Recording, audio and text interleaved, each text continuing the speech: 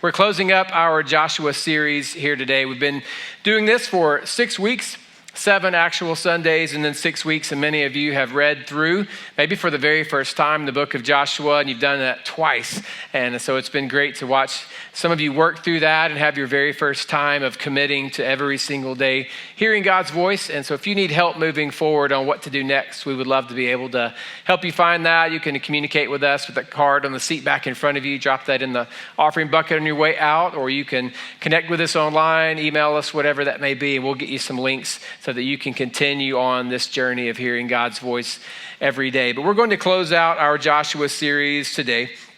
And I had thought for a while we would go to the very end of the book and close it at, where we should, at the end of Joshua. But instead, I want us to actually close out with chapter 20 here in a moment. So if you need a little extra time to find it in your Bibles, or maybe you've got your app on your phone, you're using that, we'll be in Joshua chapter 20 in a moment. The first 10 chapters of Joshua, many of you have been here most of those 6 weeks and you've tracked with us. You know that that's where the good stuff is, a lot of the battles and the miracles, the moments in which it looked like God's story was going to die right there, that the promised land was never going to be found, that God's people were not going to make it. All those moments are there, and we find God overcoming every single time through his people. But that's really those first 10 chapters. We get to chapters 11 through 13, which is not a surprise for those of you who've read through it twice. You know that that's where it begins to descend a little, and you've got the end of the victories under Joshua's leadership. There were still a few other areas to take, the areas of the promised land, but for the most part, it kind of ended there as Joshua's leadership was coming to an end, as he was getting to the very end of his own life. And then in chapters 14 to 19, we get the unexciting part where every single family finds out where they're going to be. I guess they kind of knew already, but the different areas of land. So each of the 12 families, the 12 tribes, found their plot of land, their little dream, their promised land, and they could begin to build. And chapter 21 is where they actually go and say, see you later. It's been a good run. It's been a wild ride. It's been a fun journey. Thank you for helping me get to my land, and let's move on. But before you get to chapter 21, we have in chapter 20 a seemingly insignificant bit of instruction that God gives Joshua to give to the people. And that's actually the insignificant instruction I want us to look at today. In verse 1, Joshua chapter 20, the Lord said to Joshua, "Now tell the Israelites to designate the cities of refuge as I instructed Moses. Anyone who kills another person accidentally and unintentionally can run to one of these cities. They will be places of refuge from relatives seeking revenge for the person who was killed." Now, that is a very wild place to launch a message from. I realize that. And it's an unusual idea to us, but it was not that unusual of a concept for them. They'd actually heard about these places of refuge, these safe places before. Under Moses, there was a time when Moses instructed the people, while we're here waiting to go to the promised land, we're going to have areas set up, places where others can go when they're guilty of manslaughter. Not murder, but manslaughter. When there's an unintentional moment, when there's a tragic accident and someone is killed, the person guilty of manslaughter can go to these places and find safety. Now, it's a strange concept to us, but it was not to them. Moses had established the practice, but now that they're in the promised land, it's a little odd that God tells Joshua, just as you did before, we're going to set up these places where if you mess up, if you actually take a life, you can go to, you probably better run, but you can go to the city, and once you get inside, and they have to let you in, you are then safe from the family that might want to come and avenge the blood loss that they experienced, life for life. He goes on in verse 4 and gives us a little bit of that detail. He says, upon reaching one of these cities, the one who caused the death will appear before the elders at the city gate and present his case. They must allow him to enter the city and give him a place to live among them. If the relatives of the victim come to avenge the killing, the leaders must not release the slayer to them, for he killed the other person unintentionally and without previous hostility. But the slayer must stay in that city and be tried by the local assembly, which will render a judgment. and he must continue to live in that city until the death of the high priest who was in office at the time of the accident. After that, he's free to return to his own home in the town from which he fled. Now, it's wild that this was necessary in the first place. I don't know if there was just an epidemic of people accidentally killing people. I don't know if that was the deal, if it was just like, yeah, that's just kind of what we do. There's always these accidents. Certainly, it was a more dangerous place to live than anything you and I are accustomed to. But the fact that there had to be a place to go because the family of the one that was lost was going to come after you and take your life, you would think God might just say, let's add an 11th commandment. Thou shalt be forgiving and patient. Thou shalt have a fair trial, or something other than they're going to die if there's not a place to go. So let's just set aside a few of these cities spread out so that if you're guilty of taking another life accidentally, you can run to find shelter. So it's wild that it was necessary. It's even wilder that God met that need. Now, each refuge city, if we stepped back and said, what is a refuge city? Each refuge city was a place of grace in which a person could find rest if he or she was running from his past and needed a family that would allow him to start over. That's really what it was. A place of grace for people who were outrunning their past to find a new family to allow them to start over. And that sounds a lot like what the church is supposed to be. A place of grace, a space of mercy where people who have a regret in the past can find a family who gives them time and space to start over. That's really what we're doing here. That's what God has done with us. But to the story of Joshua, there are a lot of incredible lessons that we learned along the way. God's people thought the dream was dead when their leader Moses died. God showed up and said, no, as I was with Moses, I'll be with Joshua. So they were able to see, we're not following Moses' dream. We're actually following God's dream because God has resurrected this dream through just another leader, through Joshua. So there's a powerful understanding there. Then God promised them success. He said, everywhere you put your foot, you will succeed if you trust me enough to do what I ask you to do, if you keep my words. There's a promise of success that God gave the people that I think we can even translate over into our own lives.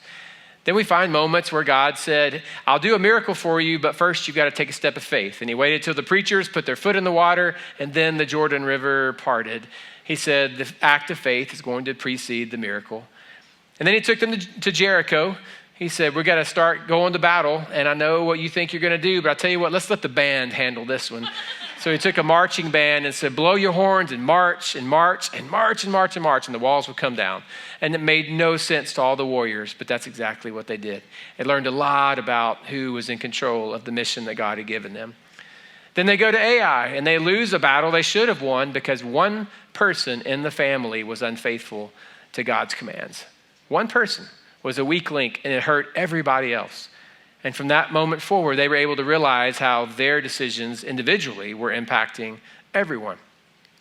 They move on a little bit more, and we get to last week where we find a time when God's people were needing help, and one man prayed, and God stopped time for 24 hours.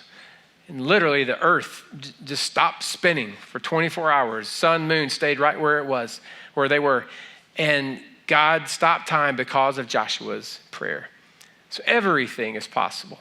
But I think for us, the most important lesson that we've gotten through this process was back at the beginning where we find the people unable to settle their land and have rest until everyone does. Until everyone is in the place that they're going to call home and is able to establish their city and build the walls and have their little dream home and their picket fence and the whole deal. Until that happened, no one got to actually rest. So how does that connect with the cities of refuge? Well, really the heart behind them both is the same. He tells God's people, once you've found your place to settle in, make sure everyone else has their place, and then you can enjoy your peace. But then he says, but always keep an eye out for an outsider, someone who's running from his past, who needs a chance to start over, because your little nice little world that you've created must be open to people like that. The difference would be maybe like this. If you're leaving here today in just a few moments, some of you are wondering how many moments, roughly 32, but when you're leaving here in 32 moments and you leave out, if someone stops and you lower your window and they say, hey, can you get me a ride home?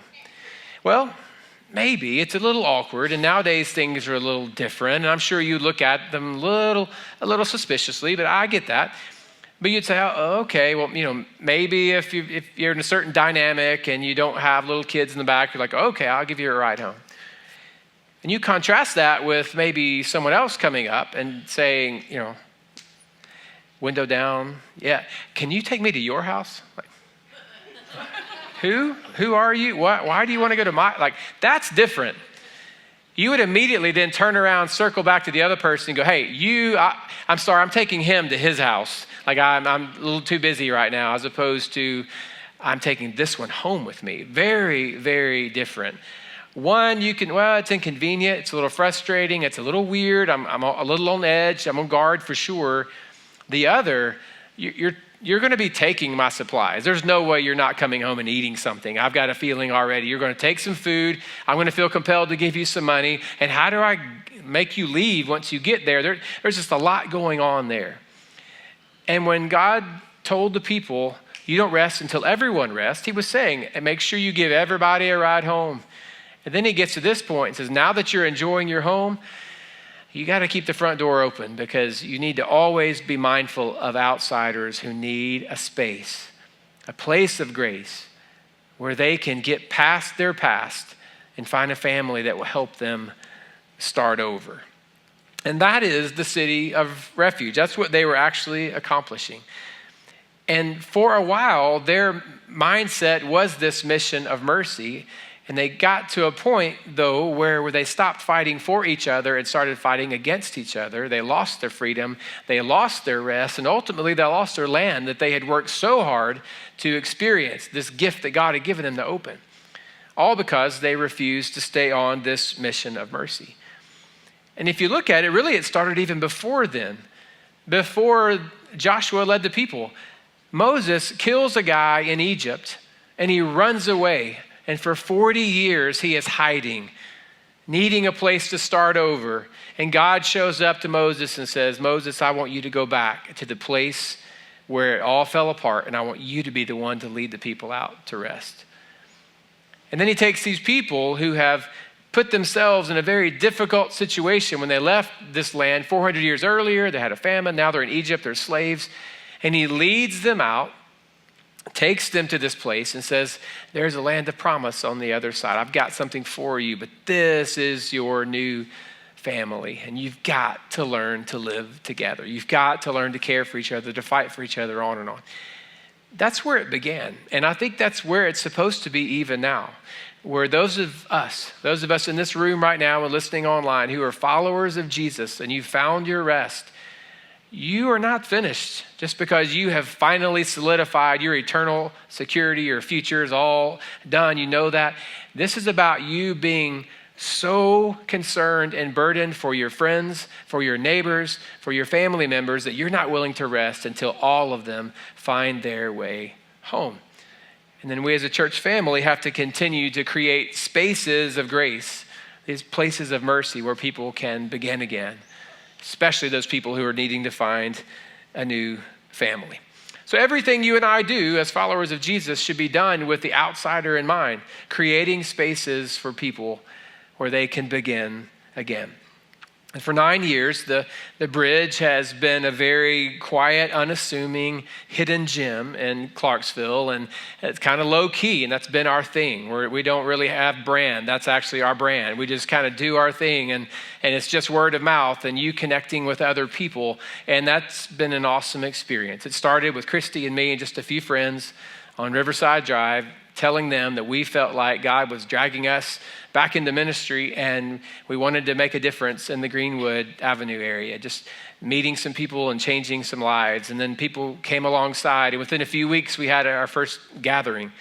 And then that gathering became 2 gatherings, and then 2 gatherings became we need to find a different place.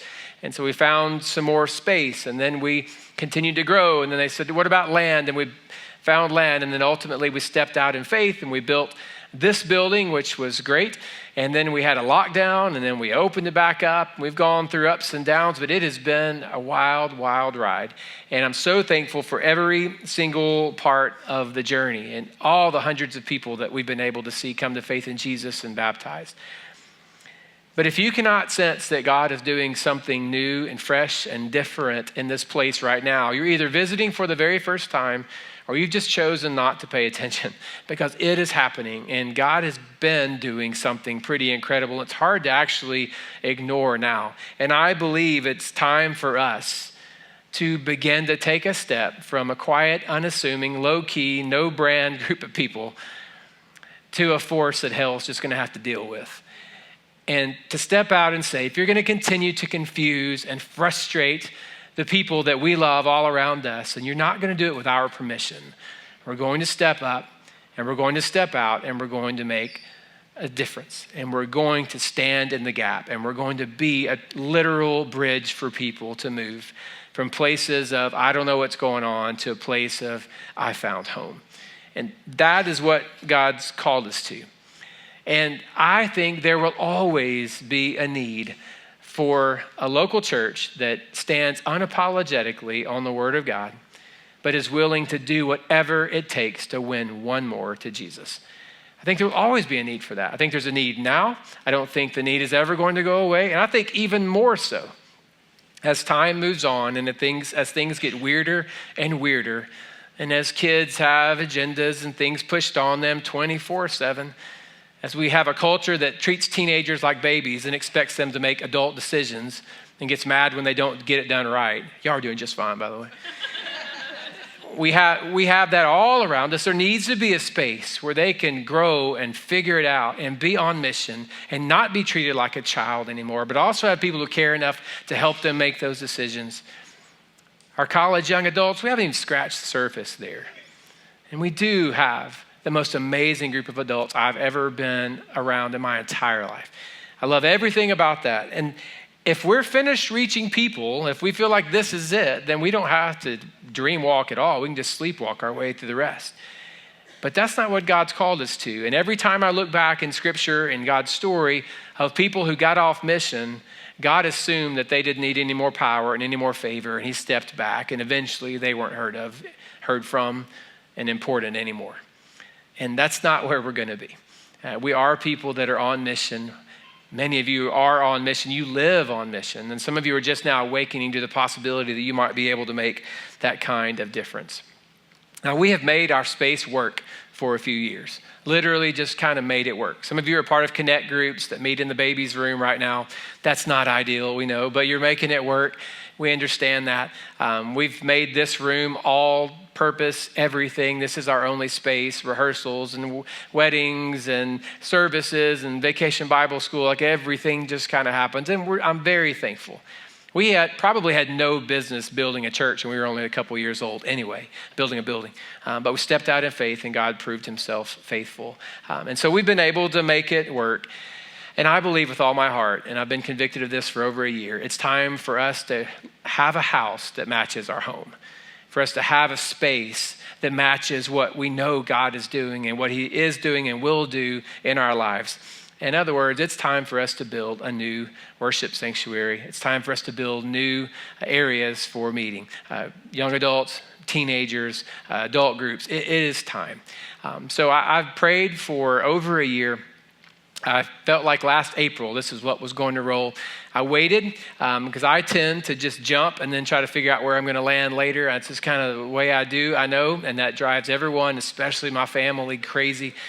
So I waited a year and just prayed and prayed and prayed, and then spent this summer praying with some individuals, just trying to make sure that I was hearing correctly. And I know that the waters didn't part in the Jordan until the preacher stepped in the water.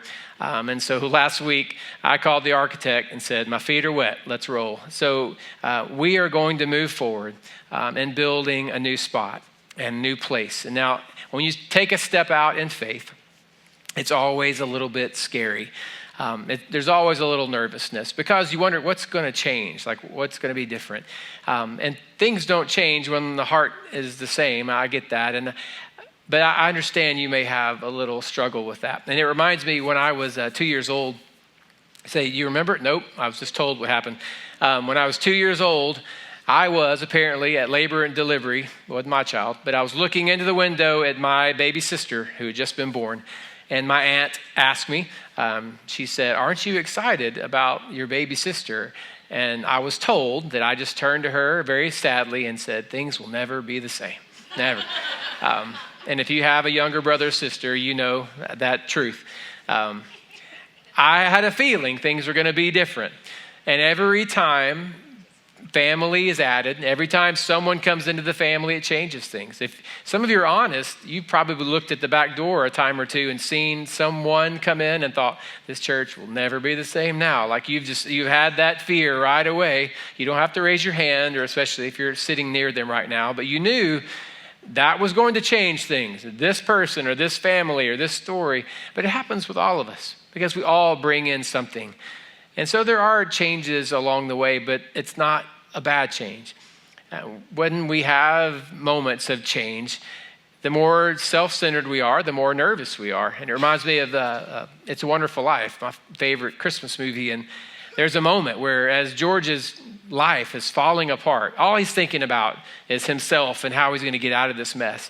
And he turns to his wife and says, why we got to have all these kids anyway? And I love that line because obviously as a father, he's not saying give away our children. This was a regret. But in the moment, there's too much happening. And sometimes when our lives fall apart, we get off mission. And we forget that the reason God has brought us together is to lead all people from all places to be all in with Jesus, period. There are other things that we can do and be a part of, but that is why we're here. And we cannot be done reaching people. And my dream is not about an actual building. I've dreamed about it last night actually too, but my dream is not about a building. I think it was an anxiety dream. But my dream is that every single one of you leads one person to Jesus this year. The next 12 months, every one of you just reaches one person. And if every one of you reaches one person, then we are completely out of space. So either we will expect God to do nothing, refuse to do something, or we need to make a space of grace for people who are outrunning their past to find hope in a family that allows them to start over. We have to expect it. Now, you've noticed there's a tub here on the table, I'm sure. Now, in the South, you might find lasagna. You might find any form of casserole in here. There could be some banana pudding. You never quite know we just know it's not Cool Whip in here. That's just kind of the way it is. But for me, this reminds me of my grandmother. And when I was a kid, I was close to both of my grandmothers. There was one I lived near, so I saw her more often. I saw her at least once a week. When I was in middle school, we moved to another town about an hour away. So I saw her maybe once every other week. But I went by a lot. And every time I went to visit my grandmother, there was a place in the living room. She had all these shelves, books and pictures and stuff. And there was always on the shelf a tub just like this. And inside were the peanut butter, chocolate, oatmeal, no-bake cookies. And every single time I went to my grandmother's, I would go in first. Because I was a good big brother, I would grab the canister and I would go sit in the corner, eat as fast as I could, and leave one, and then ask my sister if she would like to have what was left over. It just I was kind like that. Kind of, you knew I was going to be a minister, at some point. So I had that relationship with my grandmother and with those cookies and with this Cool Whip. It happened all the time. For years. I mean, literally my entire life. Every time I went, I ate these cookies. When I graduated high school, I told my family I'm going to California. I'm going to go somewhere else. I'm going to far, far away, as far as I can from all of you and go to school. I chose to go 48 minutes away to Jackson, Tennessee, where my grandmother lived. So I'm there, reunited in a way with my grandmother, and I went by often to see her. And every time I went, 18 years old, 19 years old, 20 years old, every time I'd go to the deal, not quite as, sneakily anymore. I certainly wasn't with my sister anymore. It was just me showing up from college, pulling into the driveway. Hey, Nana, how's it going? And I would grab this, sit down, and just continue to eat cookies and talk to her. There was, towards the end of my college years, I discovered the whole, fit life thing. And that was always a hard deal, like showing up and not eating them for the first time and trying to explain. So that was just cheat day whenever I would go see my grandmother. She passed away in 2003. And as I was preparing for her funeral message that I was going to preach, I started reliving a lot of that. And I started thinking through memories and how she was towards me, and playing card games and watching wrestling on TBS with me, and the whole, all the stuff that we just grandmama and grandson stuff. And I started thinking about the cookies and wondering, I remember thinking, how many cookies did I eat from birth to, and then I thought, how much sugar, and I just was going through all that. But then I started to have a bit of an awakening, and I thought, wait a minute. I get to college. My college is literally 10 minutes from her house. And I would just swing by if I was on that side of town. And every time I showed up, she had cookies. Well, when I was in college, I didn't tell her anymore when I was coming. I just dropped in, and the cookies are always there. And so I started thinking through a lot of things. One, how old were those cookies, when I got there? Two, maybe there's a reason Nana was large in so many ways. The leftover cookie just sitting there. But then it hit me, and I don't know how often. I know it wasn't daily, but enough. She would make cookies in hopes and expectation that her grandson was going to show up. And if he didn't, so be it. Toss them, eat them. I don't know what she did. I never asked. I never thought about it until she was gone. But she was regularly making my favorite cookies, putting them in the Cool Whip, and setting them down, hoping today was the day I was going to surprise her and show up. And that kind of commitment and expectation and love is what made her so, so different. And I believe that creating a space of grace, a place of refuge for people who are trying to outrun their past and need a family to let them start over, I think that's this. I think that's us saying, I don't know when you're coming. I don't know which Sunday you'll say yes. I don't know which one you'll show up and say, was this the right time? I don't know when you're going to text me on Saturday night and say what time our service is, but whenever they do show up, we're going to be ready, and we're going to have a seat for them. And we're going to be on our best, because we never know when that may be the only chance we get to show them the kindness of our Savior. That may be it. So moving forward for me, this is saving a seat. So we're going to move forward with this in this way. My feet are wet. We have the plans that are being worked on right now. Not literally this second, but tomorrow morning, the man in his office will work. Those things are going to be worked on. It's 4 to 5 month process. If by then we have had enough commitments, we're going to break ground and we're going to build a new place of worship, a house that matches our home, and a space where we can create opportunities for new people. And we're going to do that if we're able and willing to commit in this way. If you were with us 4 or 5 years ago, when we began the process of building this building, we had a little bit of a challenge that we had about saving a seat. And we're going to do that again. And at the end of the row, there are buckets with cards. And if you would, just reach under the bottom seat and just take one and pass it down. You might have to stand up and cross a few chairs. But just to make sure that everyone has one, or maybe at least every family, but ideally every person getting one. Because this is how this is going to work. And it's just our Save a Seat challenge.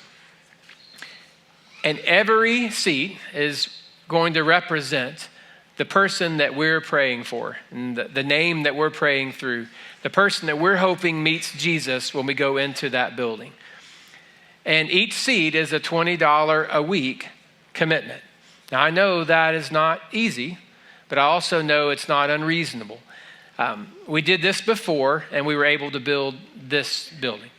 Now, you could do the math and realize that even if we did that, it's probably not going to build an entire sanctuary. We get that. But what we're looking for is a 20-month commitment, $20 per week for this entire time. And doing that sets us up and puts us in a space where we know what it's going to be able to make that note moving forward. Then anything above that, we can save and put towards, and we'll have to just borrow a lot less, which is going to be a good thing. So you can see on the card there, the explanation up top. You'll indicate your level of commitment. And I want to encourage you not to feel pressure to do this now. It would be a little bit backwards and a little bit low for me to drop a grandmother story on you, then say, take this out. And and would you sponsor 20 kids that you'll never meet on the other, not doing that. I want to go through it with you and then ask you to take it and pray over it. Now, some people refuse to do that, and you'll see outside in the lobby where they went ahead and did that this morning, and that's okay. I'm certainly not going to tell you not to, but I don't want you to feel like this is a thing right now to do. But just take it with you. Like my card's filled out, I've got next to the $20 spot the name of the guy that I'm praying for and that I'm going to save a seat for in the new building. What happens is I go out to the lobby, I take the card that I filled out, I'll put it in a Cool Whip tub. You're welcome, Nana. I'll put it in a Cool Whip tub, and then there is a little price tag shaped card there, and I'm going to write the name of my friend, and then I'm going to hang it outside. And once we have 400 of these, we're breaking ground. 400 is a number. You said, look around, 1, 2. Well, here's the good part. Some of you have, and for maybe a good reason, chosen not to give at all, really consistently at church. That's all right. You get to look like the most mission-minded people in the history of ever right now, because you say, well, I give $0. I think maybe I could do $80 a week. Well, you get to act like that's 4 chairs you're covering up right now moving forward, and that's going to be great. Some of you tithe every week, and I don't anticipate you filling out 10 or 12 because you're already in the rhythm of tithing, and that makes sense. So if you've never given before or never been consistent, this is a chance to look like a real champ. Now, we're not going to hang these up and put your name up and say, we're putting up the names of the people that we're praying for, because this is ultimately between you and God. Now, I will communicate with those of you who do sign up to let you know where we stand, how many more we have to go, what new information we have, plans-wise, that kind of thing. But it'll be between you and God filling this thing out and what that is. Now, in the seat back in front of you, there is a QR code, Welcome Home, and it will take you to a landing page where if you scan that, it'll see Save a Seat at the top, and you'll be able to fill out online. Because it would be much more helpful if you give, and I'll do this, I'm going to go give separately. I'm going to go online and do the $20 a week for my friend, but then I'm going to continue to go old school and drop my tithe check in the box back there, because it's the only thing I have left from my childhood church experiences, of dropping a physical check in a big brown box. So I'm going to keep doing that, but online for the Save a Seat, so that we can keep a record and know where we are with our numbers, I'm going to sign up separately for that. Once we get to 400, we're moving forward. Now, I have great confidence that it's going to happen. I don't think it's a matter of if, but when. But it will still be on us. It's not going to take extraordinary sacrifice, but it will take sacrifice. And for some of you at different stages of life with different things going on, that $20 may be huge. Now, if you're a teenager, don't even have a job, well, that's extra huge. So you might be signing your parents up somehow, or you might need to pick up a little, car washing job on the side or something, or mowing yards. But if you're a part of this, we would love to be able to communicate with you moving forward, so you'll know where we stand. Now, if you just have a bleeding heart for people, I respect that, I honor that. We can continue to pray, but only put the names down if you're making that additional $20 commitment. Otherwise, we don't have an accurate understanding of what's going on. But I am incredibly encouraged and excited already by the response that people have had, not in numbers, but just in people saying, yeah, this is going to be a wild ride. I don't want to be a part of a church that doesn't take steps of faith, and this is going to be a step of faith. But this is the group of people that I want to take that step with. So if you'll be willing to commit to that, as soon as we have 400 commitments, we're going to move forward. You say, why 20 months? What's the big deal there? Well, actually, that's going to be about the time. So if we move forward and over the next couple of months have 400, then we'll be ready to go as soon as the plans are done. And it looks like then we would move into the new building in August of 2026, so less than 2 years. So that it takes a while, we know that, but I believe all the people are worth it. So I want us to pray now, asking God to cover this effort of ours. We believe we're following him in this, and also to begin now preparing the hearts and getting the hearts ready of those that you are burdened for, the names that those of you who are committing to are going to be writing on your cards. And we get to sit back now and see what God will do.